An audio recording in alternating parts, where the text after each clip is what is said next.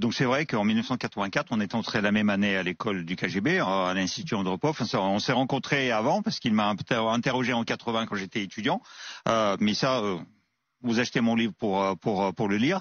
On n'a pas le temps de rentrer dans le détail. À l'école du KGB. Donc il était 9 ans. Ça faisait déjà 9 ans où il était au KGB. Il est rentré en 75. En 84, on l'envoie à Moscou de Leningrad pour former. Pour qu'il parte après à l'étranger faire l'espionnage. Pendant 1 an, on le forme et on met une caractéristique sur lui. C'est une personne qui n'arrive pas à mesurer le degré de danger. C'est-à-dire que cette personne est un danger pour lui-même et pour le service. Et le service d'espionnage dit « je n'en veux pas ». Et on le renvoie à Leningrad. On l'a formé pendant 1 an pour l'espionnage. Et après, le service d'espionnage a dit « on n'en veut pas ». C'est un mec dangereux. Nos limites, quoi. Voilà.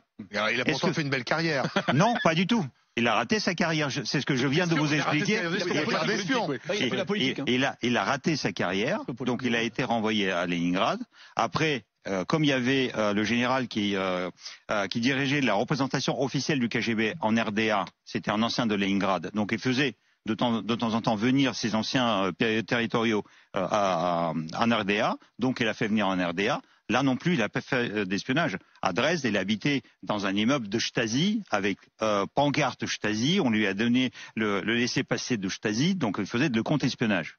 Ou de là, si vous voulez, officier de liaison, ce qu'on appelle. Voilà. Et donc, après, il est revenu à Saint-Pétersbourg, à Leningrad. Peut-être non, c'est déjà devenu Saint-Pétersbourg, je crois, en 90. Et après, il savait pas quoi faire. Il était en fin de carrière, il avait plus aucun espoir. Et vous savez, et là, il y a la deuxième vie qui commence pour lui.